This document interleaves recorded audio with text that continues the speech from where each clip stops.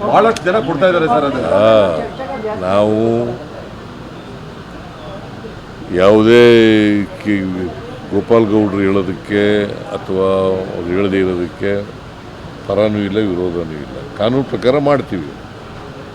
ಸರ್ಕಾರ ಕಾನೂನು ಪ್ರಕಾರ ಮಾಡಬೇಕು. SIT ಮಾಡಬೇಕು ಅಂತಂದರೆ SIT ಮಾಡ್ತೀವಿ. SIT ಮಾಡ್ತಾರೆ ಸರ್. ಇಲ್ಲ ಇನ್ನೂ ಇಲ್ಲ. ಪೊಲೀಸ್ ಡಿಪಾರ್ಟ್ಮೆಂಟ್ನವರು ವರದಿ ಆಧಾರದ ಮೇಲೆ ಈಗ ಅವನೇನು ಮಾಡಿದ್ದಾನೆ, 10 ವರ್ಷ ಅಬ್ಸ್ಕಾಂಡ್ ಆಗಿಬಿಟ್ಟಿದ್ದ. ಅವನು 164 ಸ್ಟೇಟ್ಮೆಂಟ್ ಕೊಟ್ಟಿದ್ದಾನೆ ಪೊಲೀಸ್ ಮುಂದೆ.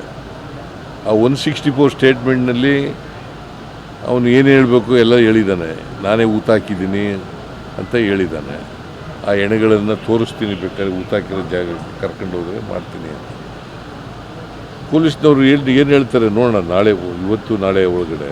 ಸರ್ಕಾರದ ಮೇಲೆ ಯಾವುದೇ ಥರ ಒತ್ತಡ ಏನಿಲ್ವಲ್ಲ ಸರ್ ಈ ವಿಚಾರದಲ್ಲಿ? ಸರ್ಕಾರದ ಮೇಲೆ ಯಾವುದೇ ಒತ್ತಡ ಇಲ್ಲ. ಒತ್ತಡ ಹಾಕಿದ್ರೂ ನಾವು ಯಾರ ಮಾತು ಕೇಳಲ್ಲ, ಕಾನೂನು ರೀತಿಯೇ ಮಾಡ್ತೀವಿ. ಯಾರ ಶಕ್ತಿ ಪ್ರದರ್ಶನವೂ ಅಲ್ಲ. ಪಾರ್ಟಿ ಮಾಡಿರ್ತಕ್ಕಂಥ ಕೆಲಸಗಳನ್ನು ಜನರ ಮುಂದೆ ಇಡ್ತಕ್ಕಂಥ ಪ್ರಯತ್ನ, ಇದು ಜನರಿಗೆ ತಿಳಿಸ್ತಕ್ಕಂಥ ಪ್ರಯತ್ನ. ಯಾಕಂತಂದರೆ ಸುಳ್ಳು ಅಪಪ್ರಚಾರ ಮಾಡ್ತಾ ಇದ್ದಾರೆ BJPಯವರು. ಏನೂ ಮಾಡ್ತಾ ಇಲ್ಲ.